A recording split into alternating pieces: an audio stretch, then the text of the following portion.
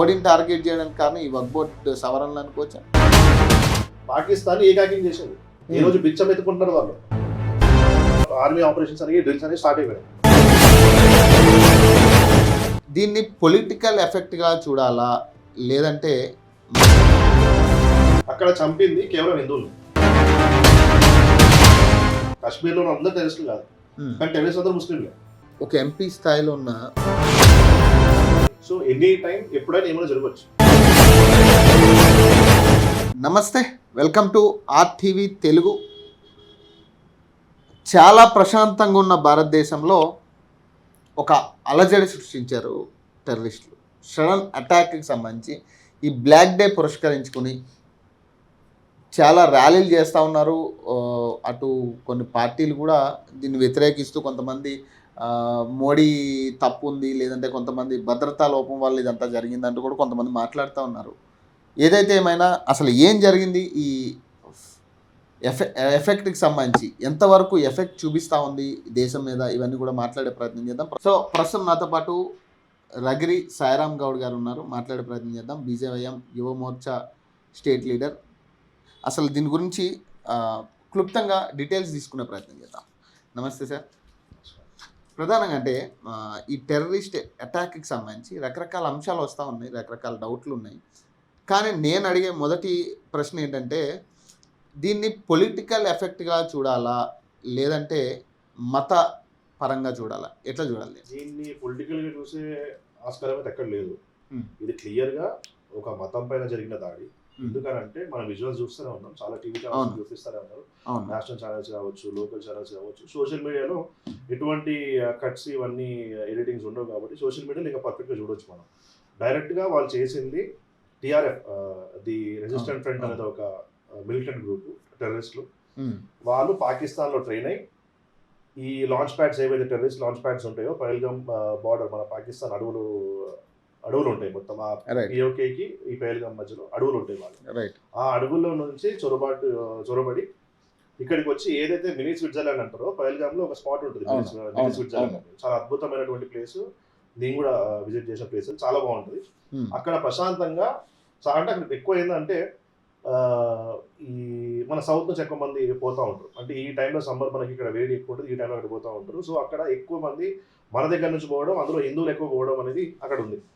అయితే ఇప్పుడు సరే, ఈ పాయింట్ ఏంటంటే దీన్ని పొలిటికల్గా చూడాలా వద్దనే దానికి ఒకటే రీజన్, చూడొద్దు అనేది చాలా కరాఖండిగా చెప్తాను. ఎందుకంటే అక్కడ చంపింది కేవలం హిందువుల్ని. They targeted only Hindus. అది ఎట్లా? హిందువులు ముస్లింలు సపరేట్ అయిపోండి, పిల్లల్ని మహిళల్ని పక్కకు పెట్టేసి ఎవరైతే ఉన్నారో మిగతా వాళ్ళు మీరు పక్కకి జరగండి. ఏదైతే ఒక చిన్న, ఇప్పుడు మనకి జనరల్గా ఇప్పుడు మనం మాదాపూర్లోనే ఇంకెక్కడ చూసుకుంటా ఉంటాం, ఫుడ్ కోర్ట్స్ దగ్గర మనం చైర్స్ వేసి టేబుల్స్ వేసి పెడతాం ఇక్కడ చాలా మంది తినే ప్లేస్. అట్లా కూడా ఒకటి ఉంది. ఆ ప్లేస్కి వెళ్ళి అక్కడ ఎవరైతే మొత్తం అక్కడ జనాలు కూర్చొని వాళ్ళు తినడమో ఇట్లాంటి ఏమైనా చేస్తామో ఈ యాక్టివిటీస్లో ఉన్నప్పుడు చాలా వీళ్ళు సడన్గా ఎంట్రీ ఇచ్చారు. అక్కడ స్టార్టింగ్ పాయింట్ అదే, వెల్కమ్ టు పహల్గామ్ అని ఒక పెద్ద బోర్డు ఉంటుంది. ఆ బోర్డు దగ్గర స్టార్టింగ్ పాయింట్ అది. అక్కడికి పోలీస్ అని కూడా అక్కడనే అవుతారు. అంటే గుర్రాలు, అటు గుర్రము ఇటు గాడికి ఒక బ్రీడ్ అది. అక్కడ పోయి అక్కడ ఆగుతారు. అక్కడ నుంచి అందరూ లోపల నడుచుకుంటూ పోవాలి. అక్కడికి లోపల అలౌ లేదు. ఆడికెళ్ళి స్టార్ట్ అయింది. ఎక్కడి నుంచి అయితే ఈ అటాక్ స్టార్ట్ అయిందో ఆడికెళ్ళి స్టార్ట్ అయింది.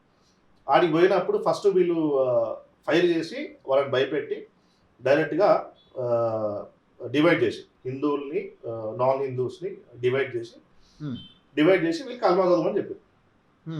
కల్మా చదువు తీసి పెడతాం మనం. బేసికల్గా మనకి ఎందుకు వస్తుంది కల్మా? మనకు రాదు. కల్మా చదువులందరినీ అక్కడ స్పాట్ చంపేశారు. అక్కడ దాదాపు ఒక 7 నిమిషాలు వాళ్ళు అక్కడ ఉన్నాయి. ఇది ఫస్ట్ స్టెప్.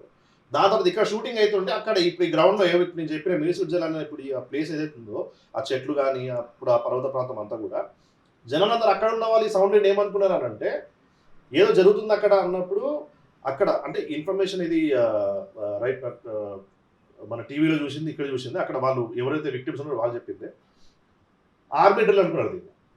ఇది ఒక ఆర్మీ డ్రిల్ ఇది అని చెప్పి అక్కడ ఉన్న వాళ్ళు కూడా చెప్పినారు, ఇది ఆర్మీ డ్రిల్ అంటే మీరేం టెన్షన్ పడకండి, ఆర్మీ డ్రిల్ అవుతుంటారు రెగ్యులర్గా అని చెప్పినారు. With in the fraction of minutes వాళ్ళు లోపలికి ఎంటర్ అయిపోవడం, కనిపించిన వాళ్ళు అందరు, ఇప్పుడు మీరు కనిపిస్తే మిమ్మల్ని అట్లా 3 గ్రూపులు విడిపోయారు. 2 3 గ్రూపులు విడిపోయి కనిపించిన వాళ్ళు అందరినీ నీ పేరు ఏదని అడిగి, మీ కార్డు అడిగి, నేను ముస్లిం అని చెప్పినప్పుడు భయపడి కొంతమంది, ఇప్పుడు మన ప్రాణం కాపాడుకొని చాలా రకాలుగా మనం ఇది చేస్తాం. ప్రాణాలు కాపాడుకొని నేను ముస్లిం అని చెప్పినా సరే వాళ్ళు నువ్వు ప్యాంట్ ఇప్పు అని చెప్పి ప్యాంట్ ఇప్పినాక జనరల్గా వాళ్ళకి కత్త అన్నది ఒకటి ఉంటుంది కదా, అది చూసి అది లేదు అనుకున్నప్పుడు హిందూ అని నిర్ధారించుకొని చంపేసి పాయింట్ బ్లాంక్ డైరెక్ట్ షూట్ చేశారు. ఇక్కడ మీరు చూస్తే చాలా వరకు శవాలన్నీ కూడా తలవేలి మొత్తం మన ఇదంతా కూడా ఇవన్నీ ఉన్నాయి. సో ఇది బేసికల్గా కంప్లీట్గా హిందువుల మీదనే, హిందువుల పైన కక్షతోనే వీళ్ళు చంపారు. ఇక్కడ ఎక్కడ కూడా దీంట్లో రాజకీయం కానీ ఇంకోటి కానీ లేదు. 100% హిందువుల మీద, హిందువులు ఇప్పుడు కాదు, గత 1947 ఎప్పుడైతే పాకిస్తాన్ విడిపోయిందో ఆ రోజు నుంచి కూడా ఈ రోజు దాకా కూడా హిందువుల మీద దాడి చేస్తారు. కానీ అంటే నిన్న అంటే బేసిక్ నేను కూడా ఇదే అనుకున్నా, హిందువుల మీద కేవలం వీళ్ళు టార్గెటెడ్గా చేశారు. కానీ నిన్న ఒక ఆమె ఢిల్లీలో ఎయిర్పోర్ట్లో ఒక ఆమె మాట్లాడుతూ ఆమె చెప్పింది, నేను ముస్లిం అని చెప్పినా కూడా, అదే నేను క్రిస్టియన్ అని చెప్పినా కూడా, మేము క్రిస్టియన్స్ బేసిక్గా క్రిస్టియన్ అని చెప్పినా కూడా నా భర్తను చంపేశారు. యాక్చువల్లీ ఇది కరెక్ట్, ఈ పాయింట్ కూడా నేను నోట్ చేసిన అక్కడ. అయితే నేను చెప్పిన ఇంతకుముందు వాళ్ళు ప్యాంట్ ఇప్పి చూస్తున్నారు, అందరు ప్యాంట్ ఇప్పమని చెప్పి ప్యాంట్ ఇప్పి చూస్తున్నారు. ఈవెన్ క్రిస్టియన్స్కి కూడా కట్నం ఉండదు. రైట్, అవును. సో వాడు దాన్ని బేస్ చేసుకొని చంపాడు. వాని ఉద్దేశంలో వీడు హిందువే, నీకు అర్థమైందా? వాని ఉద్దేశంలో వీడు హిందువే, ఆ లెక్కలో వాడు చంపాడు. ఈమె క్రిస్టియన్ కాదు. జనరల్గా ఏంటంటే అక్కడ వాళ్ళు నాన్ ముస్లిం ఎవరు ఉన్నా వాళ్ళని చంపేస్తున్నాడు, వాళ్ళ టార్గెట్ అది. సో ఇస్లామిక్ ఓన్లీ అనేది వాళ్ళకి కావాల్సింది అంతే. ముస్లిం వాళ్ళందరూ చంపేసినాడు వాళ్ళు. అక్కడ ఏ ఒక్క ముస్లింకి కూడా ఏ చెడు జరగలేదు. అక్కడ ఎవరైతే ఈ పూర్ణిమ అంటారు చూసినావో, జనరల్గా ఈ గుర్రాల మీద మనుషుల్ని తీసుకొచ్చే వ్యక్తి ఎవరైతే ఉంటారో కొంతమందిని కాపాడే ప్రయత్నం చేసిండు. ఆయన అప్రిషియేట్ చేయాలి. ఇప్పుడు 100 మంది హంతకుల మధ్యలో ఒక్కడు కాపాడేటంటే వాడు చాలా గొప్పవాడు, వాళ్ళు మనం పోడాల్సిందే. ఆ వ్యక్తి ఎవరైతే ఉన్నారో ముస్లిం వ్యక్తి ఆయన, ఆ వ్యక్తి వీళ్ళని కాపాడుతున్నాడని చెప్పి ఆయన కూడా చంపారు. కొంతమందిని తీసుకుపోయి అక్కడ అంటే కొంచెం ఆ గుట్టలు దాటియడమో చెట్లు దాటియడమో చేస్తుంటే ఆయన కూడా చంపారు. వాళ్ళ మూట ఒకటే, హిందువులకి ఎవరైనా సపోర్ట్ చేసినా ఫస్ట్ టార్గెట్ హిందువులు, 80% హిందువులు. అవును. తర్వాత హిందువులకు సపోర్ట్ చేసేవాడు మాట్లాడినా, లేకపోతే వాళ్ళని సపోర్ట్ చేసినా, సాయం చేసినా వాళ్ళని కూడా చంపుతారు. కానంటే ఇప్పుడు నిర్దాక్షిణ్యంగా రాక్షసత్వం మొత్తం పూర్తిగా వాళ్ళ మెదడులో నింపి ఇదంతా చేయిస్తుంది కూడా పాకిస్తాన్ వాళ్ళు. ప్లస్ ఏదైతే మనం ఇప్పుడు కాశ్మీర్లో 370 మనం తీసేసినాక ఎవరైతే పాకిస్తాన్ని ప్రేమించే కొంతమంది రుచ్చగొడుకులు చాలా మంది ఉంటారు, ఇప్పటికీ ఉంటారు. మన హైదరాబాద్ లో ఉన్నారు, అది మనం చూస్తూనే ఉన్నాం. అయితే వాళ్ళు ఎవరైతే ఉన్నారో వాళ్ళు ఇప్పుడు ఇట్లాంటి కొన్ని వీక్ మైండెడ్ పీపుల్ ని తీసుకుపోయి వాళ్ళు బాగా బ్రెయిన్ వాష్ చేసి టెర్రరిస్టులుగా తయారు చేసి మన మీదకి అవసరం కలిపి మన దేశం, మన పౌరులు తీసుకుపోయి వాళ్ళని ట్రైనింగ్ ఇచ్చి మన దేశం మీద అవసరం కొడుతున్నారు పాకిస్తాన్ వాళ్ళు. అంటే ఇప్పుడు నా పాయింట్ ఏంటంటే, పహల్గామ్ అనే ప్లేస్ చాలా టూరిస్ట్ ప్లేస్, మీరే చెప్తా ఉన్నారు. చాలా మంది అక్కడికి వెళ్ళే పరిస్థితి, ప్రతి సంవత్సరం అది ఆ రద్దీ కొనసాగుతూ ఉంటుంది. మరి అలాంటి ప్లేస్లో భద్రతా లోపం ఉందనుకోవచ్చు. ఎందుకంటే ఇంత జరుగుతున్న టైంలో కూడా ఎవరు కూడా సిఆర్పిఎఫ్ వాళ్ళు కానీ ఎవరైనా కానీ అక్కడ ఒక భద్రతా సిబ్బంది లేరు అనేది కూడా ఒక చర్చ జరుగుతుంది. చాలా మంది మాట్లాడారు, ఈ ఎఫెక్ట్ అయిన వాళ్ళు కూడా. మరి ఈ లోపం కూడా చూసుకోవచ్చా, భద్రతా లోపం అనేది? భద్రతా లోపం అనేది నేను ఒక చిన్న ఎగ్జాంపుల్ చెప్తానండి. ఇప్పుడు అక్కడ ఉన్న ప్రభుత్వం ఏంది, ఫరూక్ అబ్దుల్లా సంబంధించిన ప్రభుత్వం. ఆ ప్రభుత్వంలో కొంతమంది రీసెంట్గా అంటే ఈ అటాక్ కాకముందు ఇప్పుడు మొన్న మిలిటరీ ఆర్మీ చీఫ్ ఎవరైతే ఉన్నారో, పాకిస్తాన్ ఆర్మీ చీఫ్, ఆయన కూడా మేము చాలా వేరు, హిందువులు వేరు అని బాగా రెచ్చగొట్టే వ్యాఖ్యలు మాట్లాడారు. కాశ్మీర్లో కూడా ఉన్నా సరే మేము అది వాళ్ళ భూభాగాన్ని తెచ్చుకుంటాం, ఎప్పటికైనా సరే మేము ఆ భూభాగాన్ని వెనక్కి తెచ్చుకోవడం వాడు గత 40 ఏళ్ళు 70 ఏళ్ళ నుంచి వాడు ట్రై చేస్తున్నాడు. వాడి వల్ల కాదు కదా, ఎవరి వల్ల కాదు. అయితే వాడు చెప్పిన మాటలు మొన్న బాగా రెచ్చగొట్టే మాటలు ఏమని చెప్పిండు వాడు, మేము ముస్లింలు వేరు, మన అలాగే హిందువులు అసలు మేము చాలా అతీతం, మేము హిందువులు అనేవాళ్ళు చాలా నీచం అన్నట్టుగా మాట్లాడింది. అది ఒక రకంగా కొంతమంది ఇప్పుడు ఎవరైతే కొంచెం ట్యూన్ అయిన ఉంటారో, వాళ్ళు మాట ట్యూన్ అయిన ఉంటారో వాళ్ళు ఖచ్చితంగా టెర్రరిస్ట్ అవుతారు. అక్కడ గన్ను పట్టుకొని వాడు టెర్రరిస్ట్ల మీద పేల్చిన, ఇక్కడ హైదరాబాద్లో రాయి పట్టుకొని కొట్టినా ఇద్దరు కొట్టిన దృష్టి మనం అట్లా చూడకూడదు. ఇక్కడ మన హిందువుల ర్యాలీల మీదనో లేకపోతే మనం తీసే దేవుళ్ళ ప్రొసెషన్స్ ఏవైతే ఉంటాయో దాని మీద రాళ్ళు కొట్టినాడు, అక్కడ గన్తో పేల్చినాడు, ఇద్దరు ఒకటే. వీళ్ళు వేరు చేసి చూసే అవసరం లేదు, ఇద్దరు మైండ్ ఒకటే. వాళ్ళకి ట్రైనింగ్ ఇచ్చి వాళ్ళు మిలిటైన్ చేసేది, వీళ్ళు ట్రైనింగ్ లేదు, మిలిటైన్ కాలేదు, వీళ్ళు అంతే. నువ్వు ఒక్కరిని దొరికితే నీ చంపుతారు.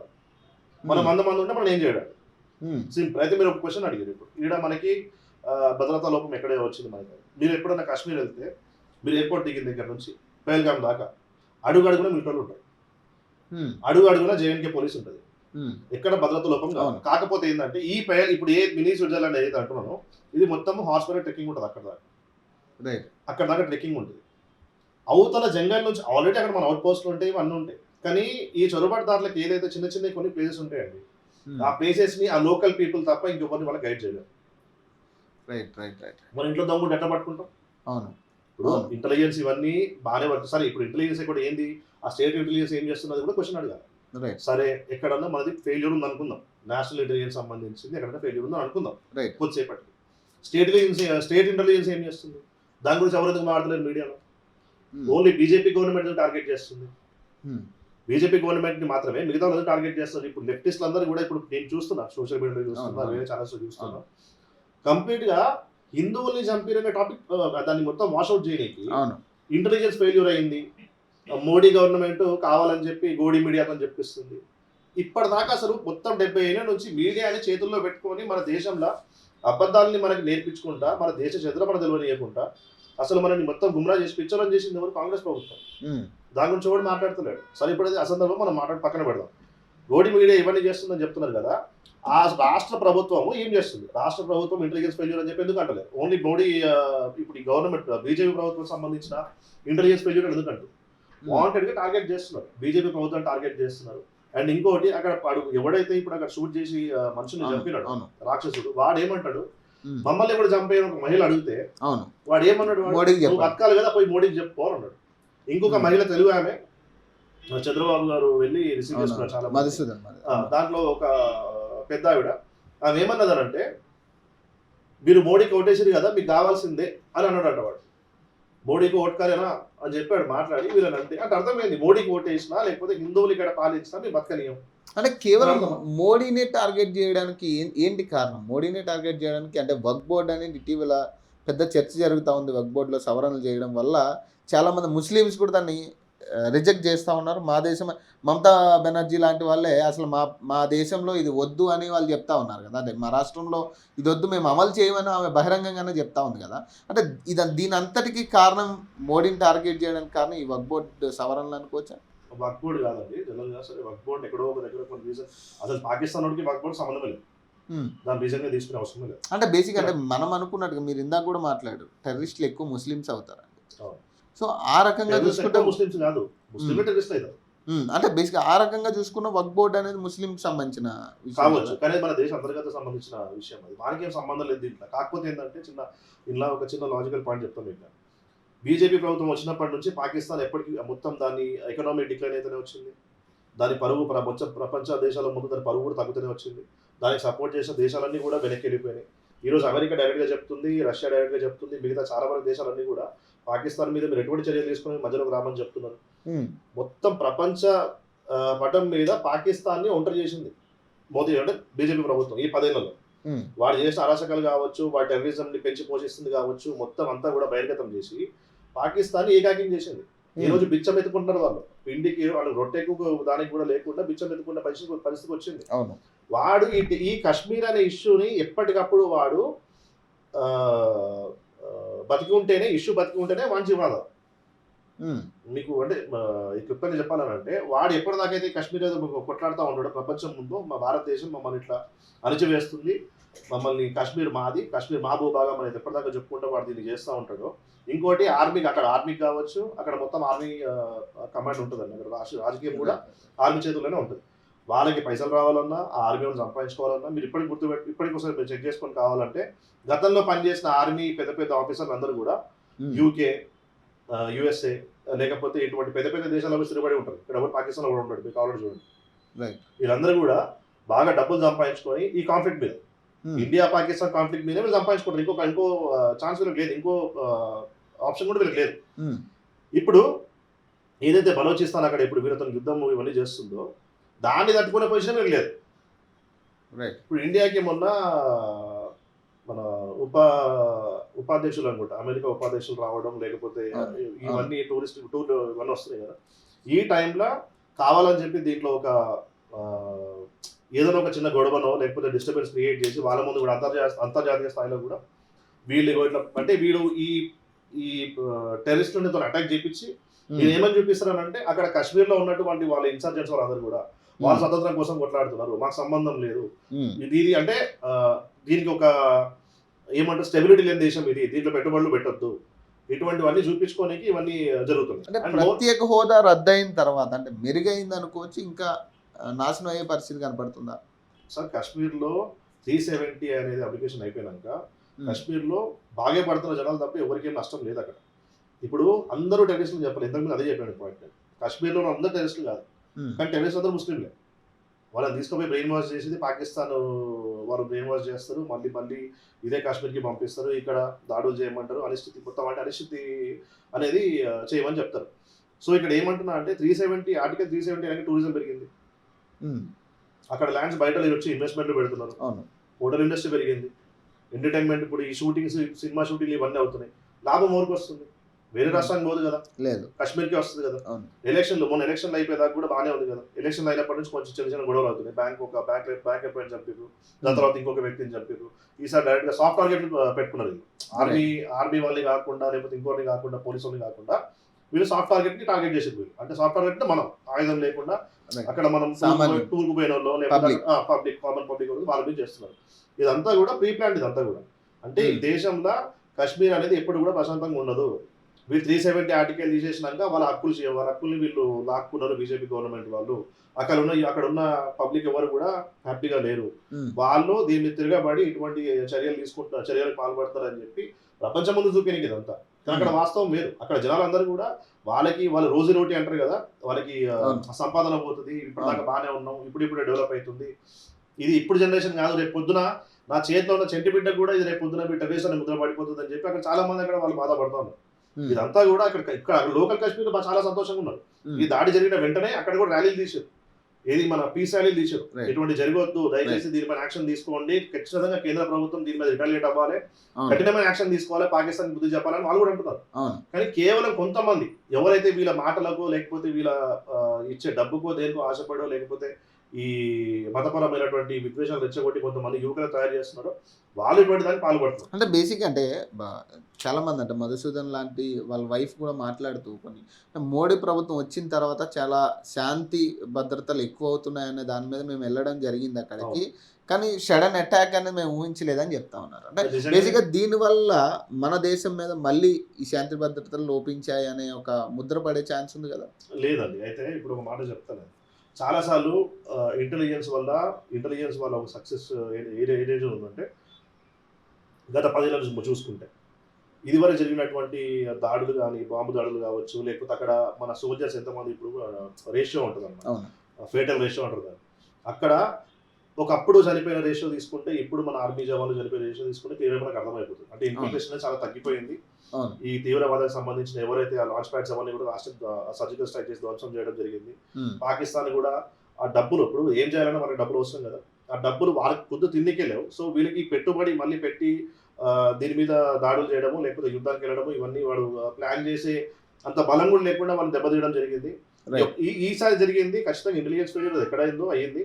కానీ ఒక మాట ఏంటంటే ఇంతకుముందు ఒక మాట చెప్తూ మధ్యలో ఆపేసిన, ఈ ఫరూక్ అబ్దుల్లా సంబంధించిన ప్రభుత్వానికి సంబంధించిన ఒక ఎంపీ ఆయన ఇంటర్వ్యూలో ఏమంటాడంటే, ఇప్పుడు అక్కడ ఒక యాత్ర ఉంటుంది కదండి మనది, అమర్నాథ్ యాత్ర కాశ్మీర్లో, అమర్నాథ్ యాత్ర ఉంటుంది, హిందువుల ఒక యాత్ర ఉంటుంది, పెళ్లి చాలా పెద్ద సంవత్సరం వస్తే ఖచ్చితంగా చాలా పెద్దగా అవుతుంది.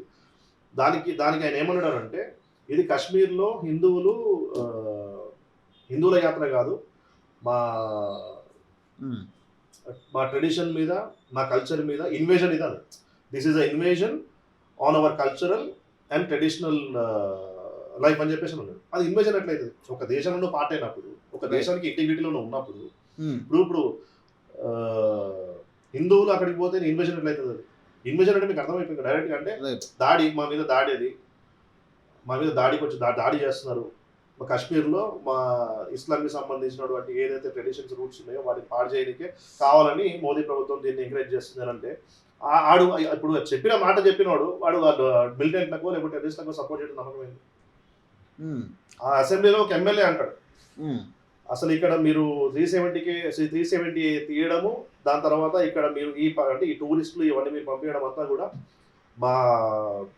మా భూభాగంలో మీరు ఎందుకు వస్తారు, ఎందుకు రావద్దు, ఇది కేవలం ముస్లింల భూభాగం అని మాట్లాడతారు.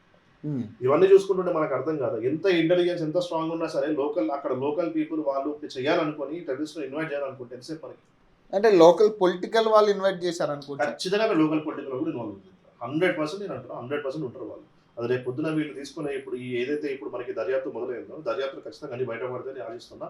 అండ్ ఇప్పుడు ఆల్రెడీ తీసుకున్న ఇండస్ వాటర్ ట్రీటీ కావచ్చు, లేకపోతే సీజ్ ఫైర్ అబ్రిగేషన్ కావచ్చు, ఇవి చాలా ఉన్నాయి. ఇంకా ముందు ముందు ఇంకా చాలా పెద్ద పెద్ద యాక్షన్ తీసుకుంటారని నేను అనుకుంటున్నా. Hmm. అందరూ బయట పడతారు. ఇప్పుడు ఈ టెర్రరిస్ట్ ఇప్పుడు ఈ రోజు జరిగిన దాడి మిగతా చాలాసార్లు దాడులు జరిగినాయి కాదంటలేదు, కానీ దాంట్లో చాలా అన్ని రకాల మనుషులు దాంట్లో నష్టపోయారు, ప్రాణ నష్టం జరిగింది, ఆస్తి నష్టం జరిగింది, ఇదంతా కామన్. కానీ ఒక పర్టికులర్ పాయింట్ మీద నువ్వు హిందువా అడిగి మరి చంపడం అనేది ప్రపంచం ఇప్పటిదాకా ఎక్కడ జరగదు. రైట్, ఇది ఫస్ట్ టైం. అంటే క్లియర్ గా క్షుణ్ణంగా ఏంటంటే హిందువుల మీదనే దాడి ఇది. ఇప్పుడు కొంతమంది అంటారు టూరిస్టుల మీద దాడి, టూరిస్టుల మీద దాడి కాదు, టూరిస్టులు అందరూ సేఫ్ ఉన్నారా ఒక హిందువులు తప్ప. హిందువులే చంపిండు వాడు. సో కల్మా చదివినాడు బయటపడ్డాడు. అలా భువనేశ్వర్ అని ఒక పర్సన్ కూడా ఇంటర్వ్యూ ఇచ్చిండు ఒక ఛానల్కి. నాకు కల్మా వచ్చు, నేను కల్మా చదివినని బయటపడ్డాను. ఈజ్ ఎ హిందూ, ఆయన పేరు భువనేశ్వర్ శర్మ.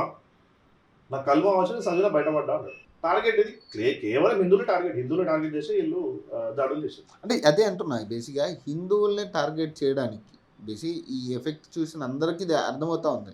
ఈ టెర్రరిస్ట్ ఎఫెక్ట్ తర్వాత చాలా మందికి అర్థమైంది ఇది హిందువుల మీద దాడి అనేది చాలా మందికి ఉన్న అనుమానాలు. నేను అడిగేది ఏంటంటే ఈ హిందువుల మీద దాడి చేయడానికి ప్రధాన కారణం వక్ఫ్ బోర్డా అనేది ఒక డౌట్ ఉంది అందరికి. వక్ఫ్ బోర్డు కాదండి, హిందువులు చైతన్యం అవుతున్నారు. హిందువులు ఒక తాటి మీదకి వచ్చి దేశం బాగుపడాలనుకుంటున్నారు. మిగతా వాళ్ళందరికంటే హిందువులు చాలా సంఘటితమై ఈ దేశం బాగుపడాలి, మా తర్వాత తరాలు కూడా బాగుండాలి, మా దేశం మంచిగా ఉండాలి, మా సంస్కృతి సాంప్రదాయాన్ని కాపాడే పార్టీ కావాలని చెప్పి బీజేపీ తరఫు నుంచి అడుగులేస్తుంది. అడుగులేసే సమయంలోనే ఇటువంటి దాడులు చేసి మీరు బీజేపీకి జాగ్రత్త అంటే మీకు పోయి మీ మోడీకి చెప్పండి, లేకపోతే మీరు బీజేపీకి ఓటేసారు కదా ఇట్లా అవుతుంది మీకు అని చెప్పి ఒక రాక్షసత్వం, ఒక రకమైనటువంటి రాక్షసత్వం, ఒక రకమైనటువంటి ఎందుకంటే మోడీ గారే వీళ్ళు సరైనమవుడు. ఈ 70 ఏళ్ళ నుంచి వాళ్ళని ఆలించి అంటే వాళ్ళని జోజో బుజ్జి అని చెప్పి మాట్లాడిన ప్రభుత్వాలే ఉన్నాయి. ఫస్ట్ టైం ఒక ఎటువంటి మనిషి వచ్చిందంటే వాళ్ళు టిట్ ఫోర్ టాట్ అని ఒకటి ఉంటుంది తెలుసు కదండి మీకు. వాడు ఏం చేస్తే మనం అదే చూపిస్తాం. ఇంకోటి మనతో కొట్లాడేంత సీన్ అయితే పాకిస్తాన్ లేదు. ఇప్పుడు ఆర్థికంగా కావచ్చు, ఆర్మీ పరంగా కావచ్చు, లేకపోతే ప్రపంచంలో వాడికి ఉన్నటువంటి దౌత్య సంబంధాలతో కావచ్చు, ఏ రకంగా కూడా వాడు మనతో పోటీ కాదు. మనకి ఏ రకంగా కూడా వాడు సరిపడు. మనం 2 రోజులు 3 రోజులు యుద్ధం ముగించవచ్చు పాకిస్తాన్తో. అంత బలం మనకు ఉంది. మన ఆర్మీ బలం కావచ్చు, వాళ్ళకున్న మనోబలం కావచ్చు, జజ్బాత్ అంటారు, జవాన్కి జజ్బాత్ అంటారు. జవాన్ జజ్బాత్ అనేది మనకు చాలా strong. Even China Bangladesh Pakistan 3 ఒకసారి వచ్చినా కానీ మనం యుద్ధం మనం కంట్రోల్ చేసి మనం తిప్పి కొట్టగలం. అంత జజ్బాత్ ఉంటుంది మన దగ్గర. సో ఆర్మీ కూడా మనకి ఇప్పుడు పాకిస్తాన్ కూడా మనకి ఎక్కడ కొట్లాడి మనకు తీసుకునే అంత సీన్ మనకు లేదు. సో ఇటువంటి దొంగ దెబ్బలు తీసుకుంటా ప్రభుత్వం మీద, దేశం మీద ప్రపంచం అంతా చూస్తుంది కదా సార్. ఇప్పుడు కేవలం మనం మాట్లాడడం కదా, దీని ప్రపంచం అంతా మాట్లాడుతుంది. సారీ, పాకిస్తాన్ తీవ్రవాదులు, ఇస్లామిక్ తీవ్రవాదులు, లేకపోతే కాశ్మీర్లో ఉండే వీళ్ళు చెప్పేది ఏంటంటే పాకిస్తాన్ తీవ్రవాదులు అంటే చెప్పరు, ప్రపంచం ముందు చెప్పరు. వీళ్ళు ఏమని చెప్తారంటే అక్కడ కాశ్మీర్లో ఉన్నటువంటి ఏదైతే ఇప్పుడు భూభాగం మన ఇండియాలో ఉందో అక్కడ ఉన్న కాశ్మీర్లో ఉన్న యువకులు పోరాటం ఆజాదీ కోసం కొట్లాడుతున్నారు, వీళ్ళు ఆజాదీ కోసం కొట్లాడుతున్నారు, వాళ్ళు పోయి అక్కడ చేసుకున్నారు, మాకేం సంబంధం లేదు, పాకిస్తాన్ అంటాడు. ఇది ఆల్రెడీ అన్నాడు కూడా వాడు. సో వీడు ఏం చూపిద్దాం అనుకుంటున్నాడంటే అక్కడ పాకిస్తాన్లో ఎవరికి కూడా భద్రత లేదు, పాకిస్తాన్లో ముస్లింలు అందరూ కూడా అణచివేయబడుతున్నారు, దేశంలో కూడా ముస్లింలు అణచివేయబడుతున్నారు, అక్కడ వాళ్ళు రివోల్ట్ అవుతున్నారు, మాకేం సంబంధం అని మాట్లాడతారు. వీడు చేసేది వీడే. ఇప్పుడు వీళ్ళ దగ్గర గన్స్ కూడా మొత్తం అంటే మన అడ్వాన్స్డ్ వెపన్స్ ఉన్నాయి వీళ్ళ దగ్గర. ఎవరైతే ఇప్పుడు 6 మంది టెర్రరిస్ట్ వచ్చారు, 6 మంది ఆ దగ్గర ఉన్న వెపన్స్ అన్ని కూడా ఆర్మీకి సంబంధించిన వెపన్స్. అది ఆల్రెడీ నిర్ధారణ జరిగిపోయింది. ఇద్దరిని ఆల్రెడీ షాట్ డౌన్ చేసారు, ఇద్దరు షాట్ డౌన్ చేసారు. ఆ ఇద్దరి దగ్గర కూడా దొరికిన వెపన్స్ అన్ని కూడా ఆర్మీకి సంబంధించినవి, పాకిస్తాన్ ఆర్మీకి సంబంధించినవి. అది క్లారిటీ వచ్చింది. అది వచ్చినాకనే సీజ్ ఫైర్ తీసేసారు. ఆర్మీ చేతుల మీద జరిగిందంట. అసలు ట్రైనింగ్ ఇచ్చేదే ఆర్మీకి సంబంధించిన ఇంటెలిజెన్స్ డిపార్ట్మెంట్. కానీ టెర్రరిస్ట్ అనకూడదు కదా. అప్పుడు ఆర్మీ ఆఫీసర్ నిజంగా ఆర్మీ నుంచి వస్తే ఒకవేళ ఆర్మీ ఆఫీసులు రారు. మన కాశ్మీర్ సంబంధించిన యువకులనే ఆ మదర్సాలలోనో లేకపోతే మజిద్లలోనో లేకపోతే ఇంకో చోటనో ప్రేయర్ మీటింగ్లలోనో ఎక్కడో చోట వీళ్ళని రిక్రూట్ చేసుకొని ఒక సపరేట్ టీం పనిచేస్తుంది, ఒక వ్యవస్థ పనిచేస్తుంది వీళ్ళ కోసం. ఒక వ్యవస్థ పనిచేసి వాళ్ళని తీసుకుపోయి వాళ్ళకి అప్పచెప్తారు. అప్పచెప్పినాక ఒక గ్రూప్కి ఇప్పుడు మనం ఉన్నామండి హైదరాబాద్లో ఇప్పుడు చెప్పి ఎంతమంది బార్డర్ ఎగ్జాంపుల్ చెప్తాను, అక్కడ జూబ్లీహిల్స్ ఇంకోటి బార్డర్ అనుకున్నాం. ఈ ఏరియాలో ఉండేటువంటి యువకుల్ని, బార్డర్లో ఉండేటువంటి యువకుల్ని, మాదాపూర్లో లేకపోతే పక్కన ఈ గుట్టల బేగంపేటలో ఇక్కడ యువకులు ఏం చేస్తారంటే బాగా పర్వత శ్రేణులు ఉన్న దగ్గర, లేకపోతే వాళ్ళకి ఉద్యోగాలు ఉండవు, వాళ్ళకి వేరే పని ఉండదు, వాడు ఏంటంటే కుసరం సేపు ఆ క్లాసెస్ ఉంటాడు. వాడు ఆ క్లాస్లో ఏం చెప్తారంటే మనం మొత్తం అణచివేయబడుతున్నాం, మనం ఈ దేశంలో మనకి స్వేచ్ఛ లేదు, ఇవన్నీ చాలా రకాలుగా చాలా రకాలుగా వాడిని ప్రేరేపించి వాడి మైండ్ మొత్తం ట్యూన్ చేసి వాడిని తీసుకుపోయి మాస్టర్ గారు జాయిన్ చేస్తారు, వాళ్ళు తీసుకుపోయి అప్ప చెప్తారు. అవును ఇదే బార్డర్ నుంచే పోతారు మళ్ళీ. రైట్. ఇప్పుడు లోకల్స్ సార్ వాళ్ళు ఆ గుట్టలలో ప్రాంతంలో అవును ఉండేటోళ్ళు. అవును అవును ఆర్మీ వాళ్ళు ట్రైనింగ్ అయ్యి పోయి ఒక దగ్గర క్యాంప్ పెట్టుకోవడం, లేకపోతే పాట్రోలింగ్ ట్రూప్స్ ఇవన్నీ పోతా ఉంటాయి. అవును పాట్రోలింగ్ పోయినప్పుడల్లా మ్యాక్సిమం అందరినీ చంపాలి, అందరినీ కొట్టాలి, చంపాలని ఏం లేదు, రూల్ ఏమైతే ఏం లేదు. Right. Until unless you are అంటే మీరు టెర్రరిస్ట్ అని నిర్ధారణ జరిగేదాకా వాళ్ళ మీద యాక్షన్ తీసుకోరు. రైట్. అవును అంతే సో కదా. ఇది అడ్వాంటేజ్ తో వాళ్ళు ఏం చేస్తారంటే అక్కడ చాలా మంది అటు ఇప్పుడు మనకి ఆ గొర్రెలు కాసుకుంటాం, లేకపోతే ఇంకోటో అక్కడ ఎట్లుంటుంది అంటే మీరు ఆ గుట్టలో లేకపోతే మీకు మనుషులు కనిపించడం చాలా అసలు ఇక రేరు కదా. మీకు మనుషులు ఎట్లా పోతారు ఎట్లా వస్తారు కూడా ఎవరు కనిపించారు. సో అట్లాంటి స్పాట్స్ కొన్ని ఉంటాయి, కొన్ని బ్లైండ్ స్పాట్స్ ఉంటాయి. ఆ బ్లైండ్ స్పాట్స్ నుంచి వెళ్ళిపోవడం రావడం అనేది జరుగుతూనే ఉంటుంది. సో మీరు అక్కడ పోయిరని అంటే అక్కడ ట్రైనింగ్ కంప్లీట్ గా మొత్తం మిలిటరీగా ట్రైనింగ్ తీసుకుంటారు. మనిషి షూటింగ్ కానీ లేకపోతే ఒక మనిషిని ప్రేరేపించి, ఇప్పుడు ఒక చంపితే ఒక మనిషిని చెప్తాం మనం. రైట్. మనం అంటే మనం ప్రేరేపించి బాగా రెచ్చగొట్టే మాటలు కొన్ని ఉపన్యాసాలు ఉంటాయి, అవన్నీ కూడా మనకు నేర్పిస్తారు. ఎట్లా మాట్లాడాలి నేర్పిస్తారు, ఎట్లా టాక్టిక్స్ నేర్పిస్తారు. యుద్ధంలో అంటే మనం ఒక మనిషిని ఇప్పుడు అటాక్ చేయడం యాక్షన్ చేయలేకపోయినాం, ఎట్లా యాక్షన్ చేయొచ్చు, ఎట్లా చంపితే మనిషిని కొడితే ఎట్లా చచ్చిపోతాడు, ఎక్కడ కొడితే చచ్చిపోతాడు, వీక్ పాయింట్స్ ఏవి, బ్లైండ్ స్పాట్స్ ఏవి, ఇవన్నీ క్లియర్గా వాళ్ళకి నేర్పించి వాళ్ళకి వెపన్ ఎట్లా వాడాలో నేర్పించి, అడ్వాన్స్ వెపన్స్ మళ్ళీ గ్రానైడ్ ఎట్లా చేయాలి నేర్పించి, గ్రానైడ్ లాంచర్ ఎట్లా లాంచ్ చేయాలి నేర్పించి, వానికి కంప్లీట్గా ఇక వానికి కంప్లీట్ ఒక మిలిటరీకి సంబంధించిన వాళ్ళే వాళ్ళని నేర్పించి పంపిస్తారు. అంటే అంతకు డైరెక్ట్ గా రాదు, డైరెక్ట్ యుద్ధం చేస్తే ఏమో డైరెక్ట్ యుద్ధం చేస్తే కథం అయిపోతుంది మ్యాటర్. అవును. వాడు ఏం చేస్తారంటే డిస్టర్బెన్స్ ఇట్లా 10 మందిని ఒకసారి పంపించి, 4 ఒకసారి పంపించి, 5 ఒకసారి పంపించి. 10 సంవత్సరాలు జరిగింది నాకు తెలిసింది ఒకటే దాడి. ఈ 10 సంవత్సరాలు ఒకటేమో పుల్వామా అటాక్ అయితే అది వేరే విషయం. అది కూడా ఈ కాశ్మీర్ సంబంధించిన వాళ్ళే ఇక్కడ ఉన్న యువకులే చేసుకున్నారు. అక్కడ నుంచి అక్కడ ట్రైనింగ్ తీసుకున్నారు. ట్రైనింగ్ తీసుకొని ఆ సంబంధించిన ఎక్స్ప్లోజివ్స్ అయితే ఏవైతే మొత్తం దాదాపు 3 సంవత్సరాలు జమ చేశారు. మీకు ఐడియా ఉందా? 3 సంవత్సరాలు ఎక్స్ప్లోజివ్స్ అన్ని జమ చేసి ఒక డ్రమ్ లో మొత్తం నింపి దాన్ని ఒక మారుతి పెట్టి దాన్ని ఎట్లా ఎక్స్ప్లోజివ్ దాన్ని పేల్చాలని చెప్పి వారికి దాదాపు 6 నెలలు ట్రైనింగ్ ఇచ్చి వాళ్ళు పంపించారు. వాళ్ళు ఫ్రాక్షన్ ఆఫ్ సెకండ్ జరుగుతుంది. ఇంటెలిజెన్స్ ఫెయిల్యూర్ అన్ని కూడా లేదు దీంట్లో. కాకపోతే స్టేట్ ఇంటెలిజెన్స్ ఏంటంటే విత్ ఇన్ ద స్టేట్ నువ్వు చూడాలి కదా, with in the state intelligence అంటే ఉండాలి కదా. దాని గురించి ఎవరు మాట్లాడుతున్నాడు? ఇప్పుడు టీవీ ఛానల్ చూస్తుంటే లెఫ్టిస్ట్ అందరూ ఏమంటారు, మోడీ గవర్నమెంట్ ఇంటెలిజెన్స్ ఫెయిల్యూర్ అంటారు. దానికి సరే ఉంటే ఉన్నది, మీరు అన్నది ఒప్పుకుందాం. స్టేట్ ఇంటెలిజెన్స్ కూడా మాట్లాడలేదు కదా. ఆ రాష్ట్రంలో అక్కడ ఉన్న యువకులు ఏం చేస్తుంది అంటే చెప్పాల్సింది పోలీస్ డిపార్ట్మెంట్. గత ప్రభుత్వంలో కూడా ఈ అంటే బేసిక్ బీజేపీకి ముందు కాంగ్రెస్ పార్టీ మనకి ప్రభుత్వంలో ఉంది మన ఓవరాల్ సెంటర్లో. అంటే బేసిక్గా ఆ ప్రభుత్వం చేసిన తప్పిదాల వల్ల కూడా ఈ ఎఫెక్ట్లు జరుగుతున్నాయి, కంటిన్యూ అవుతున్నాయి అనుకోవచ్చా? ఖచ్చితంగా సార్. అది సకల దరిద్రాలకి కారణమే కాంగ్రెస్ పార్టీ. ఈ దేశంలో ఇంత గొడవలు, ఇంత ప్రశాంతమైన వాతావరణం లేకపోవడం కానీ, ఇవన్నీ కానీ ఎప్పటికప్పుడు గొడవ జరగడం కానీ, హిందూ ముస్లిం దంగలు జరగడం కానీ, ఇవన్నిటికీ కూడా రీజన్ 100% కాంగ్రెస్ పార్టీయే. దేశాన్ని విభజించినప్పుడు నీకు అసలు మతం మీద దేశం విభజించినావు, మొత్తం మతం అంటే వెళ్ళిపోవాలి కదా. ఎందుకున్నారు ఈడ? సరే ఉన్నారు, ప్రశాంతంగా ఉండనిస్తున్నావా? అట్లా కూడా ఉండనియలే. నువ్వు మొత్తం రైట్స్ అన్ని కూడా వాళ్ళకి ఇచ్చేసి హిందూ మీకు రీజన్ చెప్తా నంబర్, మీరు ఒకవేళ ఈ 10 ఏళ్ళలో మన ప్రభుత్వం రాకపోయిన ఉంటే, బీజేపీ ప్రభుత్వం అనేది రాకపోయిన ఉంటే హిందువుల బతుకునే చాలా ఘోరంగా ఉంటుండే. నీ ఇంట్లో నువ్వు పూజ చేసుకోవాలంటే పర్మిషన్ కావాలి గవర్నమెంట్ నుంచి, అటువంటి రూల్స్ పెట్టారు. ఇవన్నీ గవర్నమెంట్ వచ్చినట్టు అన్ని బయటకు వస్తుంది. ఉన్నాయా రూల్స్? పెట్టిర్రు వాళ్ళు గవర్నమెంట్. నెక్స్ట్ మనకి కాంగ్రెస్ గవర్నమెంట్ వస్తే మనకు తెలుస్తుంది. అది రానియాలి బయటికి. బీజేపీ ప్రభుత్వం వచ్చింది, వాళ్ళ ఆట సాగమని వాళ్ళ అర్థం అయిపోయింది, సైలెంట్ అయిపోయింది. ఇప్పుడు కూడా చూడండి మీరు, రాహుల్ గాంధీ ఏమంటాడు, యుక్రెయిన్ రష్యా వార్ ఆపినాం, ఇజ్రాయెల్ గాజా వార్ ఆపినాం, టెర్రరిస్టు రాకుండా ఆపొచ్చు కదా అంటుంది. ఏం మాట్లాడుతున్నారు అసలు? ఇప్పుడు ఆయన మాట్లాడాల్సింది ఏంది? అక్కడ చనిపోయారు మన దేశ ప్రజలే కదా. ఆయన ఎంతసేపు ముస్లింలకు ప్రేమ చూపిస్తాడు, పాలిస్తీన్ మీద దాడులు జరుగుతున్నాయని మాట్లాడతాడు, ఇప్పుడు అందరూ మాట్లాడతారు కదా. కనీసం అక్కడ చనిపోయారు, వాళ్ళ గురించి ఏంది, నెక్స్ట్ దేశం మీద ఏం ఈ దేశం అంటే ప్రభుత్వం ఏం చర్యలు తీసుకోబోతుంది, వీటి మీద మాట్లాడాలి. ఒక హుందాతనం, ఒకటి అపోజిషన్ లీడర్ అనేటోడు చాలా హుందాగా మాట్లాడాలి. అట్లా మాట్లాడలే. ఆ 2 యుద్ధాలు ఆపినోడు ఈ 4 ఆపలేకపోయినా మాట్లాడారు. దానికి ఆన్సర్ కూడా చెప్పాలి. ఏమని చెప్తారు? మీ ముత్తాత చేసిన కథలే కదా ఇవన్నీ, వాళ్ళ ముత్తాత చేసిన కథలే ఇవన్నీ. అక్కడ పాకిస్తాన్, ఇక్కడ బంగ్లాదేశ్ 2 పక్క పక్కన పెట్టుకొని దేశానికి దరిద్రం తీసుకొచ్చి పెట్టింది వీళ్ళు. ఎలా? ఇప్పుడు ఒక మాట సార్, ఇప్పుడు పాకిస్తాన్ దేశం ఇచ్చింది ఎవరు? Mother of Pakistan India. ఇప్పుడు నేను ఒక చిన్న ఎగ్జాంపుల్, లాజిక్ మనం ఆలోచించాల్సింది, అంటే మన ఇద్దరం జనరల్ పబ్లిక్ కోసం ఆలోచించాల్సింది. నేను మీకు ల్యాండ్ ఇచ్చిన ఒక భూభాగం మీకు ఇచ్చిన, మీరు బతుకుతారు, భూభాగం ఇచ్చేసినాక దాంట్లో కాశ్మీర్, ఆయన హరీష్ సింగ్ ఎవరైతే రాజా ఉన్నారో, రాజా హరీష్ సింగ్, ఆయనకు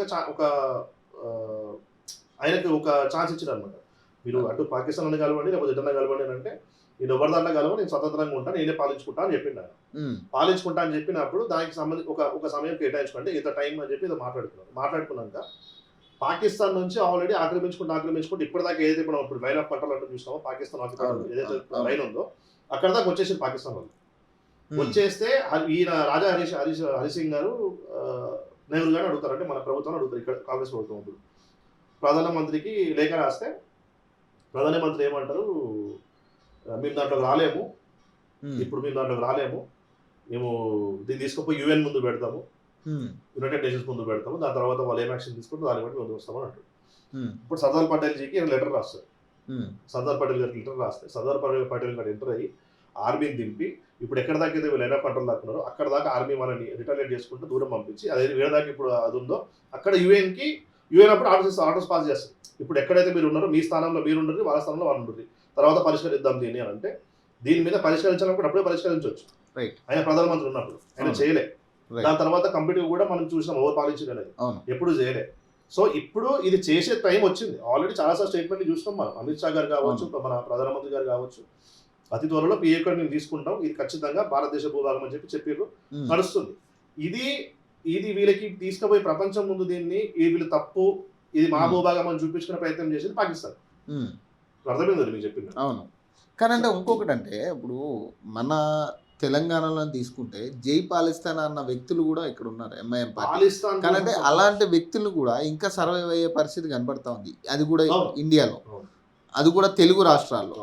ఎందుకంటే మోడీ ఇంత ప్రేమ ఉంటాయి, నిజంగా భారతదేశం మీద ఇంత ప్రేమ ఉంటాయి, ఎందుకు అట్లాంటి వాళ్ళని ఇంకా పార్లమెంట్లో కూర్చోబెడుతున్నారు అనేది కూడా ఒక డౌట్ ఉంది. ఓటేస్తున్నారు, ప్రజాస్వామ్య దేశం మనది, వాళ్ళకి ఓటేస్తున్నారు. తప్పు ఆయనది కాదు సార్, తప్పు కింద. ఇప్పుడు ఏమంటున్నా అంటే గతంలో ప్రభుత్వాలు ఏవైతే ఉన్నాయో వేస్ట్ తప్పులు ఏమని నేను మదర్సా తప్పనట్లే, మదర్సా నేను దేనికి వ్యతిరేకం కాదు, ఇప్పుడు మీరైనా నేనైనా ఏ మతానికి వ్యతిరేకం మనం కాదు, మనకి మన హిందుత్వం తెలిపేది, అవునా కదా. సో దీంట్లో ఏమంటున్నా అంటే ఇప్పుడు మన గురుకులాలు ఉన్నాయి, ఒకప్పుడు ఎన్ని గురుకులాలు ఉన్నాయి మనకు అందరూ తెలుసు. ఇప్పుడు గురుకులాలు అన్ని కనుమరుగు అయిపోయినాయి, ఎక్కడ గురుకులాలు లేవు, కనపడట్లేదు. ప్రైవేట్ ఎడ్యుకేషన్ లో పోయి మనము అంతా అంటే తప్పుడు బురదలు అయితే మీద వేసుకొని మనము మన మెదడులకు అంతా కూడా మనం బురద నింపుకొని బయటకు వస్తున్నాం. దాంట్లో అసలైన విద్యా వ్యవస్థ అది కానే కాదు మనది, మన విద్యా వ్యవస్థ చాలా గొప్పది, దాంతా కూడా నేను లాకి చేసిన మొత్తం దాన్ని అయిపోయింది. ఇప్పుడు వీళ్ళ సిస్టమ్ ఏంటంటే మదర్సాలు ఒకప్పుడు మన ఇండియాలో మన ఫ్రీడమ్ వచ్చినప్పుడు మదర్సాలు ఎన్ని ఉన్నాయో తర్వాత మదర్సాలు ఎంత అయినాయో కూడా మనకి మొత్తం అది గూగుల్లో కూడా వచ్చేస్తుంది. రైట్. మదర్సాలలో చెప్పేది ఏంటంటే మనం కాఫీర్లో మని కాఫీలు అంటే రాళ్ళకి పూజ చేస్తూ కాఫీర్లు అంటారు, మన విగ్రహాలకు పూజ చేస్తూ వాళ్ళు కాఫీర్లు అంటారు. వాళ్ళని రాళ్ళతో కొట్టమని అలా చెప్పిండని, వాళ్ళని చంపితే పుణ్యం వస్తుందని, ఇవన్నీ వాళ్ళ దాంట్లో ఉంటే మదర్సాలు చెప్తారు. అట్లా కాకపోతే ఇంకెట్లయితారు? వాళ్ళకి కూడా ఒక ప్రాపర్ ఎడ్యుకేషన్ అనేది మోడర్నైజ్ ఎడ్యుకేషన్ వాళ్ళు నేర్పిస్తే వాడు ఎందుకు అలవాటు. అంటే సామాన్య వ్యక్తి అనడం వేరు, ఒక ఎంపీ స్థాయిలో ఉన్న ఓవైసీ లాంటి వ్యక్తి, దాదాపు 7 నియోజకవర్గాలు ఇక్కడ లీడ్ చేస్తున్న వ్యక్తి ఒక పార్లమెంటు సాక్షిగా జై పాలస్తీనా అని అనడం అనేది ఎంతో ధైర్యం ఉంటుంది. ఎందుకంటే బేసిక్గా అక్కడ భారతదేశం నుంచి వెళ్ళిన ఎంపీలు చాలామంది భారతదేశం నుంచి ఎంపీలు ఉన్నారు, కానీ అంతమంది మధ్యలో అంత ధైర్యంగా జై పాలస్తీనా అన్నాడంటే ఖచ్చితంగా అతనికి బ్యాక్గ్రౌండ్ ఖచ్చితంగా ఒక ఇది ఉంటుంది కదా, సపోర్ట్ తయారు చేస్తుంది కదా వాళ్ళు. ఇప్పుడు ఇవన్నిట్లో వాళ్ళు ఇప్పుడు ఏంది ఇప్పుడు పక్క దేశాల బ్యాక్గ్రౌండ్ అంటారా, మన దేశంలో ఉన్నటువంటి వీళ్ళు ఎవరైతే ఇప్పుడు వాళ్ళకి మన ఇప్పుడు దగ్గర చెప్పినా కదా, మన దగ్గర ఇండియా పాకిస్తాన్ మ్యాచ్ గెలిస్తే పాకిస్తాన్ గెలిస్తే పండుగ చేసుకుంటాం. ఇండియా ఇప్పుడు ఈ ఏదైతే సార్ నేను చెప్తా, ఇప్పుడు అందరూ చెడ్డవాళ్ళు కాదు, ముస్లిం అందరూ చెడ్డవాళ్ళు కాదు, హిందువులు అందరూ కూడా మంచోళ్ళు కాదు, క్లారిటీ ఉంది దీంట్లో కూడా. ఇప్పుడు మన దాంట్లో కూడా సెక్యులర్ అనే వేషం వేసుకొని మనకి వ్యతిరేకంగా మాట్లాడేటప్పుడు ఫస్ట్ మన శత్రువు. రైట్. ఫస్ట్ మన బేసిక్ మన పెద్ద శత్రువు ఓడాలంటే సెక్యులర్. మన దాంట్లో అప్పుడు హిందువుగా పుట్టి హిందువుగా బతుకుంటా వాడు మన దగ్గరనే పూజ అన్ని చేస్తారు, అన్ని పూజలకు మన దగ్గర ఉంటాడు వాడు, కానీ మనకు సపోర్ట్ చేయడు. మనకు సపోర్ట్ చేయకుండా మనది తప్పట్టు చూసినావా, వాడు ఫస్ట్ మన శత్రువు సెక్యులర్ అంటాడు. సెకండ్ శత్రువు మన దేశంలో వండుకుంటా మన దేశంలో తినుకుంటా పాకిస్తాన్ని ప్రేమించుతాడు, లేకపోతే బంగ్లాదేశ్ని ప్రేమించుతాడు, మాకు ఇస్లామే గొప్ప, మాకు ఈ రాజ్యాంగం కూడా గొప్ప కాదు, మాకు ఈ దేశం కూడా గొప్ప కాదు అని చెప్పేటోడు. అది క్రైస్తవులు కావచ్చు, లేకపోతే ఇప్పుడు మెల్లమెల్ల క్రైస్తవులు స్టార్ట్ అవుతాడు. ఆ సబ్జెక్ట్ మనం ఎప్పుడైనా మాట్లాడుతున్నాం. అయితే వీళ్ళందరూ కూడా మదర్సాలలో లేకపోతే ఇప్పుడు నేను చెప్పినట్టు టీచర్స్ ఏవైతే టీచింగ్ మీటింగ్స్ ఉంటాయో వీటిలో కూర్చోబెట్టి వాళ్ళని బ్రెయిన్ వాష్ చేసి వాళ్ళంటే తయారు చేస్తారు. వాళ్ళు ఓట్ బ్యాంక్ కాదు, వాళ్ళు ఓట్ బ్యాంక్. మీరు ఓల్డ్ సిటీ పోండి ఒకసారి, ఓల్డ్ సిటీ పోతే మీకు ఎక్కడ కూడా ఈవెన్ ప్రైవేట్ స్కూల్ ఎక్కడ నామాత్రంగా ప్రైవేట్ స్కూల్ ఉంటే కూడా దాంట్లో కూడా definitely they have to do perform 5 times namaz and they have separate classes. ఎట్లా అంటే వీడు మనకి శత్రువు అనేది ఖచ్చితంగా నేర్పిస్తారు వాళ్ళకి. అది ఖచ్చితంగా ఉంది, ఆ సిస్టమ్ ఉంది. లేకపోతే వీళ్ళందరూ బయటికి వెళ్ళి వస్తారు. మనం ఎందుకు పట్టుకుంటలేం, మనం చేతులకు రాళ్ళెందుకు పట్టుకుంటలేం, మనం ఎందుకు తలవారు పట్టుకుని వాళ్ళ మీదకి పోతలేం. మనకి అది చెప్పదు మన ధర్మం. నీకు ఈ ధర్మం ఏం నేర్పిస్తుందో అదే అవుతావు. Simple logic. అంటే ఇంకొక విషయం అంటే అది నేర్పించడానికి కూడా కారణం ఏంటంటే మనకు ఓట్ బ్యాంక్ కావాలి. వీళ్ళే vote bank, old city vote bank. Old city కాకుండా బయట నాకు గెలిచింది ఎప్పటిదాకా వయసు ఓల్డ్ సిటీ బయటకు రమ్మను, ఓల్డ్ సిటీ బయటకు వచ్చి కొట్లాడమను, ఎలక్షన్ నిలబడమను, శైలి నెంబర్ నిలబడమను, కుకట్పల్లి నిలబడమని చెప్పండి, లేకపోతే ఇంకో దగ్గర కొంచెం ఎడ్యుకేటెడ్ పీపుల్ దగ్గర నిలబడమని చెప్పండి. ముస్లింలు కూడా ఓటేయాలి, బికాస్ దే నో రాజకీయం అదంతా. కానీ ఓల్డ్ సిటీలో హిందువులు కూడా ఉన్నారు కదా, మరి ఎందుకు మరి వాళ్ళు కూడా తిరగబడే పరిస్థితి ఎక్కడ కనపడట్లేదు? హిందువులు 10 పార్టీలకు డివైడ్ అయిపోతారు సార్. హిందువులు 10 పార్టీలు డివైడ్ అయిపోతారు ఓల్డ్ సిటీలో. వాళ్ళందరూ ఒకటే పార్టీకి వేస్తారు, వేరే పార్టీకి వేయడాడు. అవును, రైట్. వాట్ ఫిక్స్, నేను బతుకున్నంత కాలం ఎంఐకి ఓటేస్తా, అంతే, వేరే ఓటేయ్యా. ఎక్కడో 100 మందిలో ఒక 10 మంది ఆ ఫేరస్ పని లాంటి వాళ్ళు కాంగ్రెస్ పార్టీలో ఇంకో పార్టీలో వాళ్ళు వండుకుంటా వాళ్ళు సెక్యులరిజం అని అంటారు. కానీ అది ఎంతవరకు కరెక్ట్ అనేది వాళ్ళకి తెలుసు.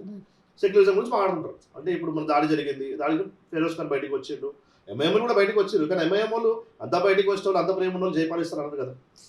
రైట్, అవును. ఇప్పుడు 100 మాత్రం అనే ఇష్టం లేదు, నీ దాంట్లో రాసి ఉంది అనొద్దు. జై హింద్, హిందుస్థాన్ జిందాబాద్ అను, పాలస్తీన్ జిందాబాద్ అనేటోళ్ళు హిందుస్థాన్ జిందాబాద్ అను, లేకపోతే ఇండియా జిందాబాద్ అను. నీకు ఎట్లా కనిపిస్తుంటే నాను అసలు నీ దేశానికి చేయగొట్టావు. అంటే పక్క దేశాల ఇన్వాల్వ్మెంట్ ఎంతవరకు ఉండొచ్చు ఈ ఎఫెక్ట్స్? ఉండొచ్చు, చాలా వరకు ఉండొచ్చు. ఇప్పుడు ఇందులో ఉంటుందా ఇప్పుడు జరిగిన టెర్రరిస్ట్ ఉండొచ్చు, కాదనట్లంటే ఉండొచ్చు. చైనా ఉంది. చైనాలో ఇప్పుడు మన భారతదేశం వైపు చాలా మంది ఎవరైతే ఇన్వెస్టర్స్ ఉన్నారో అందరూ కూడా భారతదేశం వైపు చూస్తున్నారు ఈరోజు. చైనాలో కంటే భారతదేశంలో మేము ఎక్కువ అంటే మాకు ఫ్లెక్సిబిలిటీ ఉంటుందని కావచ్చు, లేకపోతే ఇక్కడ ఉన్న ప్రొడక్టివిటీ ఇది కావచ్చు, ప్రొడక్టివిటీ చాలా క్వాలిటీ ఉంటుంది. దాని గురించి ఆలోచించుకొని వాళ్ళు ఇక్కడ పెట్టుబడి ఆల్రెడీ యాపిల్ కూడా అనౌన్స్ చేసింది కదా, ఇండియాలో మేము ఏర్పాటు చేస్తున్నాం మా వ్యవస్థ. దాన్ని కూడా బేస్ చేసుకొని చైనా వాడు కూడా వీళ్ళకి ఫండింగ్ ఇచ్చేలా చెప్పవచ్చు. అంటే ప్రపంచం ముందు ఏం చూపిస్తున్నారంటే భారతదేశంలో శాంతి భద్రతలు అనేవి బాగా వీక్ ఉన్నాయి, అక్కడ పెడితే మీ బిజినెస్ అనేవి చాలా ఎఫెక్ట్ అవుతాయి అని చూపించడానికి ఇది కూడా ఒక ఎత్తుగడని చెప్పి నేను అనుకుంటున్నా. అది దర్యాప్తులు ఎట్లా బయటపడతాయి, ఆల్రెడీ యాక్షన్ స్టార్ట్ అయింది. మోడీ గారు ప్లస్ ప్రతిపక్షాలు విపక్షాలు అన్ని కూడా వచ్చి కూర్చున్నాయి ఈ రోజు. చాలా నిజంగా అదొకటి చాలా మంచి హ్యాపీ న్యూస్ రోజు పొద్దున నేను చూసింది. అన్ని పార్టీలు, ఇటు కాంగ్రెస్ పార్టీ కావచ్చు, ఎంఐఎం కావచ్చు, మిగతా పార్టీస్ అన్ని కూడా వచ్చి అక్కడ కూర్చున్నాయి. అందరూ కూడా ప్రభుత్వం ఏ చర్యలు తీసుకున్నా, ప్రభుత్వం ఎటువంటి యాక్షన్ తీసుకున్నా అందరు మద్దతు ఉంటుంది. ఇది మన దేశానికి సంబంధించిన మాట ఫస్ట్ టైం కాంగ్రెస్ మాట్లాడదు అని చెప్పి నేను అనుకుంటున్నాను. ఫస్ట్ టైం అంటే రీ అటాక్ అనేది ఒకటే మార్గమా, లేదంటే దీన్ని వేరే ఇది కూడా ఉంది? Retaliation is army operations compulsory కావాలి. ఆల్రెడీ ఆర్మీ ఆపరేషన్స్ అనేవి డ్రిల్స్ అనేవి స్టార్ట్ అయిపోయాయి. 30 సుఖోయ్ విమానాలతోని ఎయిర్ ఫోర్స్ ఆల్రెడీ స్టార్ట్ చేసింది, నేవీ స్టార్ట్ చేసింది. నేవీ కూడా ఆల్మోస్ట్ పాయింటింగ్ టువర్డ్స్ పాకిస్తాన్. ఇప్పుడు ఏవైతే మన అరేబియన్ సీ ఇవన్నీ ఉన్నాయో మన జలాలు, దాంట్లో నుంచి they are pointing towards Pakistan. Army కూడా తన డ్రిల్ స్టార్ట్ అయిపోయి ఆర్టిలరీ రెజిమెంట్స్ కావచ్చు, ట్యాంక్ రెజిమెంట్స్ కావచ్చు, లేకపోతే మిగతా రెజిమెంట్స్, కొన్ని రకరకాల రెజిమెంట్స్ ఉంటాయి, మీకు ఐడియా ఉంది. అవన్నీ కూడా మూవ్ ఫార్వర్డ్ అయినాయి, దగ్గరికి పోయినాయి. బెంగాల్ నుంచి, పంజాబ్ నుంచి ఇవి అంటే మన అన్ని కూడా బార్డర్స్కి డిప్లాయ్ అయినాయి. ఆర్మీ సంబంధించిన డిప్లాయ్మెంట్స్ అయిపోయినాయి, ఎయిర్ ఫోర్స్ సంబంధించిన డిప్లాయ్మెంట్స్ అయిపోయినాయి. ఆల్రెడీ బార్డర్ మీదనే ఎయిర్ ఫోర్స్ వాళ్ళు డ్రిల్స్ కూడా స్టార్ట్ చేసారు. ఏవైతే ఈ మన వార్ డ్రిల్స్ ఉంటాయి, ఆ వార్ డ్రిల్స్ అంటారు దీన్ని, వార్ డ్రిల్స్ ఆల్రెడీ స్టార్ట్ చేసినాయి. సో ఎనీ టైం ఎప్పుడైనా ఏమైనా జరగవచ్చు. అండ్ ఇంకోటి ఏంటంటే సీజ్ ఫైర్ తీసేసారు. సీజ్ ఫైర్ అనేది క్లోజ్ అయిపోయింది. సీజ్ ఫైర్ క్లోజ్ అయిపోయినాక ఫస్ట్ ఫైరింగ్ జరిగింది అక్కడి నుంచి, not from our side. So వాడు కయ్యాన్ని కాలు దూగినప్పుడు ఖచ్చితంగా వాళ్ళు సమాధానం చెప్తారు.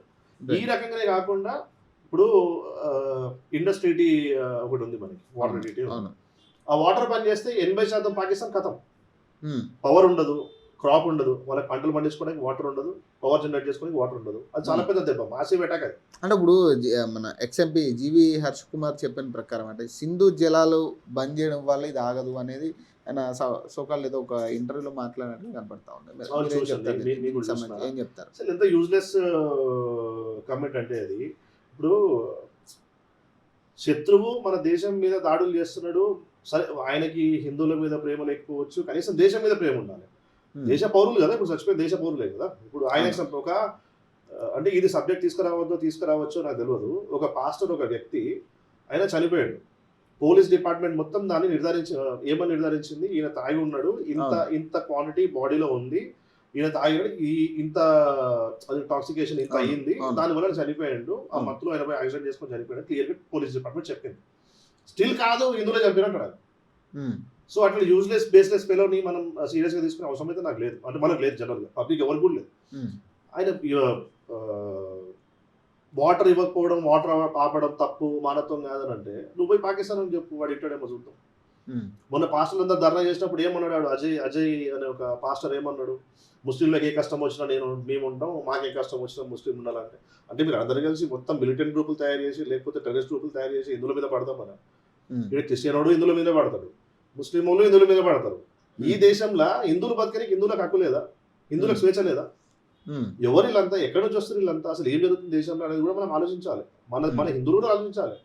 దైవభక్తి పెంచుకోండి, మన తర్వాత తరాలకు చెప్పండి హిందుత్వం అంటే ఏంది, మన బలం ఏంది, మన బలహీనతలు ఏంది, అవతలడు మనకు అటాక్ చేస్తే మనం ఎట్లా రిటాలియేట్ అవ్వాలి, ఇవి కూడా నేర్పియండి. సాఫ్ట్వేర్ ఇంజనీరింగ్ చేస్తారా, ఇంకోటి చేస్తారా, చేయండి, తప్పులేదు. మన బతకనికి చాలా దారులు వెతుక్కోవాలి, అది మనకు తప్పులేదు. ఎందుకంటే మానవులకి బతకడం అనేది ఖచ్చితంగా ఉండాలి. అది మనం సంపాదించుకుంటామా, ఎట్లా సంపాదించుకుంటాం, ఏ ఉద్యోగం చేసుకుంటాం, అందరికీ కావాలి, హిందువులకే కదా అందరికీ కావాలి. సో దీంతో పాటు మన ధర్మాన్ని కాపాడుకోవడం నేర్పియాలి, మన ధర్మంకి ఎంత గొప్పతనం ఉందో నేర్పియాలి. ప్రతి పండగకి వాళ్ళు ఇన్వాల్వ్ చేయాలి. మన మీద ఎవరైనా దాడులు చేసినా, మన సంప్రదాయాల మీద దాడులు చేసినా, మన ఉనికి మీద దాడులు చేసినా దానికి తిప్పికొట్టే వ్యవస్థ మన పిల్లలు నేర్పియాలి. ఈ వ్యవస్థ మొత్తం పోయింది. వాళ్ళ చర్చిల్లోనో, మసీదుల్లోనో, మదర్సాల్లోనో, లేకపోతే మిషనరీ స్కూల్లోనో వాళ్ళకి మొత్తం మురిపోసేది ఇదే. మన మీద ఫెయిల్ అవుతున్నాం, మనం కూడా నేర్పాలి కదా మన పిల్లలకి. మన యుద్ధకాలం ఎడిపోయింది. మన పిల్లలకి ఇప్పుడు మా ఫాదర్ కానీ, లేకపోతే మా ఫాదర్ వాళ్ళ ఫాదర్ కానీ, వాళ్ళు చాలా గట్టిగా ఉండే, వాళ్ళకి యుద్ధం వచ్చినా ఏం వచ్చినా తట్టుకునే శక్తి వాళ్ళకి ఉండే. ఇప్పుడు మన జనరేషన్, మన తర్వాత జనరేషన్ అది లేదు.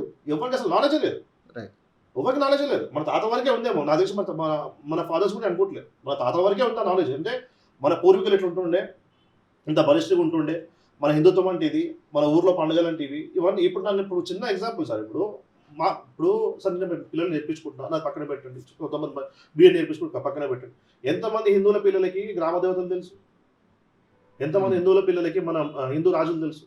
మన గవర్నమెంట్ వచ్చాక మనం కూడా నేర్చుకుంటున్నాం, కానీ మనకు అన్ని తెలియకపోవచ్చు, మనం కూడా నేర్చుకుంటున్నాం. కానీ మనకి ఇప్పుడు మనం ఎంతమంది నేర్పిస్తున్నాం? ఎంతసేపు మనం బతకాలి, మనం సంపాదించుకోవాలి, వేరే కంట్రీ పోవాలనో, లేకపోతే ఇంకోటనో, కార్లు కొనుక్కోవాలనో, కట్నం తెచ్చుకోవాలనో, ఇదే కాదు కదా. ఇది కూడా నేర్పాలి కదా మనం. ఇప్పుడు క్రైస్తవులు, ఇప్పుడు మనం వాడు అన్నట్టు సరే, ఇప్పుడు ఏడికి వెళ్ళిన వాళ్ళు, ఇప్పుడు క్రైస్తవులు కానీ చంపిరని చెప్పి స్టేట్మెంట్ వస్తున్నాయి కదా, ఒక వ్యక్తి ఎట్లా ఇచ్చింది కదా, నేను క్రైస్తవుల్ని మమ్మల్ని కూడా చంపి, మా భర్తను కూడా చంపిరని చెప్పి అంటుంది. నమ్మ క్రైస్తవులు అంతా నమ్మల్ని ముస్లిం మీద కొట్టాడు, మనం అప్పుడు అసలు బయటకు చూద్దాం, ఒక్కన కొడుకు బయటకు రాడు. వీళ్ళ టార్గెటే హిందువులు సార్. ఒకటే సార్, హిందువులనే మతం మార్చడానికి చూస్తారు, హిందూ గుళ్ళనే గులుస్తారు, హిందువులనే టార్గెట్ చేసి కొడతారు, హిందువులనే చంపుతారు, మళ్ళీ హిందువుల మీదనే ఏడుస్తారు. వాళ్ళ వ్యక్తికి అట్లా చేసి హిందువులు మమ్మల్ని చంపుతున్నారు. ఎగ్జాంపుల్ టెర్రరిస్ట్ అటాక్ కావచ్చు, మన మీద బురద జల్లే ప్రయత్నం కావచ్చు ఆంధ్రాలో, ఇవన్నీ కూడా తీసుకోవచ్చు ఎగ్జాంపుల్. ఇట్లాంటి ఎగ్జాంపుల్ కొన్ని వేలు ఉన్నాయి. అంటే ప్రధానంగా అంటే ఫైనల్గా ఏం చెప్తారు, ఈ టెర్రరిస్ట్ అటాక్ సంబంధించి రీఅటాక్ ఎలా ఉండబోతుంది అనే అంశం మీద కావచ్చు, లేదా ఇలాంటి అంశాలు జరుగుతున్న టైంలో ఎలాంటి రివల్యూషన్ రావాలి వీటి మీద? సార్ ఒకటి, ఫస్ట్ రిటాలియేట్ అవుతారా అనే దానికంటే ముందు ఒక చిన్న మాట చెప్పాలనుకుంటున్నాను. నేనే కాదు, సిటిజన్గా, మన భారతదేశ పౌరులుగా మనం అందరం చూస్తూనే ఉన్నాం, క్షుణ్ణంగా మన పరిశీలిస్తున్నాం. ఎస్పెషల్లీ మీడియాలో మీరు ఉన్నారు, పొలిటికల్ సైడ్ వింగ్లో నేను ఉన్నాను, మనం మాట్లాడడం బాగా తెలుస్తుంది. ఎన్నో వందల ప్రయత్నాలు చేస్తే తప్ప ఇది ఒక్కటి సక్సెస్ అయితే నేను అనుకుంటున్నాను. రైట్. మన భారతదేశం మీదనో, మన గడ్డ మీదకి వచ్చి మన ప్రధానమంత్రి పేరు తీసుకుని వాడు నోడుతున్నాడంటే, వాడు ఎన్నో, అంటే అక్కడ మొత్తం వ్యవస్థ మొత్తం, ఒక దేశ వ్యవస్థ మొత్తం, లేకపోతే వాళ్ళ వెనకాల ఇంకో దేశం ఉండొచ్చు, బంగ్లాదేశ్ ఉండొచ్చు, ఇటువంటి దేశాలన్నీ కూడా ఎన్నోసార్లు ట్రై చేసి ఒక 100 సార్లు ట్రై చేస్తే ఈ ఒక్కసారి వాడు సక్సెస్ అయ్యిందని అనుకుంటున్నాను. అనుకోవడం కాదు, ఖచ్చితంగా నమ్ముతున్నాను నేను. ఎందుకంటే ఇప్పుడున్నటువంటి బలమైన వ్యవస్థ ఇదివరకు లేదు. అది ఇంటెలిజెన్స్ వ్యవస్థ కావచ్చు, ఆర్మీ వ్యవస్థ కావచ్చు, ప్రభుత్వ వ్యవస్థ కావచ్చు, ప్రభుత్వ రంగంలో పనిచేసినటువంటి బ్యూరోక్రాట్స్ కావచ్చు, ఎవరైనా కావచ్చు, దేశ హితం కోసం పనిచేస్తున్న ప్రభుత్వం ఇది. దేశంలో ఏ ఒక్క పౌరుడి మీద చేయబడ్డా సరే మొత్తం దేశం మీద పడ్డట్టు లెక్క పరిగణిస్తుంది ప్రభుత్వం. కాబట్టి చెప్తున్నా, అంటే నేను ఒక బీజేపీ కార్యకర్త చెప్పంటే చూస్తుంది చెప్తున్నాను. 100 ప్రయత్నాలు జరిగితే తప్ప ఒక్క ప్రయత్నం సక్సెస్ అయింది అనుకుంటున్నాను. లేకపోతే ఇది కూడా ఒక ఇంటెలిజెన్స్ ఫెయిల్యూర్. అది కూడా స్టేట్ ఇంటెలిజెన్స్ ఏదైతే ఉందో, అక్కడ ఉన్న కొంతమంది, ఆ పార్టీలో ఉన్న కొంతమంది, అధికారంలో ఉన్న పార్టీలో ఎమ్మెల్యేలు, ఎంపీలు మాట్లాడే మాటల్ని బట్టి అక్కడ హిందూ యాత్ర ఇప్పుడు నెక్స్ట్ మొదలవబోతుంది. కాబట్టి వాళ్ళని భయపెట్టి ఆ యాత్ర సక్సెస్ కాకుండా చూద్దాం మనం. లేకపోతే హిందువులను, అంటే ఒక బెదిరింపులకు భయభ్రాంతులకు గురి చేసి వాళ్ళు అక్కడ రాకుండా చేయడానికి ఏదో ప్లాన్ చేసినట్టు అనుకుంటున్నాను. కానీ వాళ్ళందరూ తెలియాల్సిన ఒక ముచ్చట ఏంటంటే, ఒక్కసారి మేము ఒక సంవత్సరంలో ఒకసారి ఒక హిందువులు యాత్ర చేసిపోతే మొత్తం మిగతా సంవత్సరం అంతా ఒక నెల మనం యాత్ర చేసిపోతే మిగతా 9 నెలలు 11 నెలలు వాళ్ళు కూర్చొని తింటారు పైసలు. అంత పైసలు ఎందుకు ఖర్చు పెడతారు? అది ఏడునా కావచ్చు. ఈరోజు భారతదేశంలో హైయెస్ట్ ఎకనామిక్ రెవెన్యూ మొత్తం జనరేట్ చేసేది కూడా హిందుత్వమే. మన గుళ్ళ నుంచి డబ్బులు పోతాయి. మనకే ఉంది, మన గుళ్ళకే దేవాదాయ శాఖ ఉంది, వాళ్ళ దానికి లేదు. వాళ్ళకి ఏ మసీద్కి లేదు, ఏ చర్చిలకు లేదు. వాళ్ళు ఇక్కడ కూడా కాంట్రిబ్యూషన్ లేదు. ప్రతి కాంట్రిబ్యూషన్ మనదే. వాళ్ళు తిరుగుతున్న రోడ్లు మనయే. వాళ్ళు ఇప్పుడు ఉన్న ఇన్ఫ్రాస్ట్రక్చర్ మన రాష్ట్రంలో కావచ్చు, దేశంలో కావచ్చు, అన్ని డబ్బులు కూడా హిందువులే. హిందుత్వం నాశనం అయిపోవాలని చెప్పిన ఎవరైతే స్టాలిన్ ఉన్నాడు తమిళనాడులో, ఈ రోజు వాళ్ళ అయ్య ఎవరైతే 1000 కేజీల బంగారం కరిగిస్తున్నాడో అది కూడా హిందువులదే. ఇవన్నీ పాయింట్లు గుర్తుపెట్టుకోవాలి. మన పిల్లలకి అందరికీ నేర్పించుకోవాలి. మన హిందుత్వం అనేది ఎంత గొప్పది, ఎంత గట్టిది, ఎంత బలమైనది.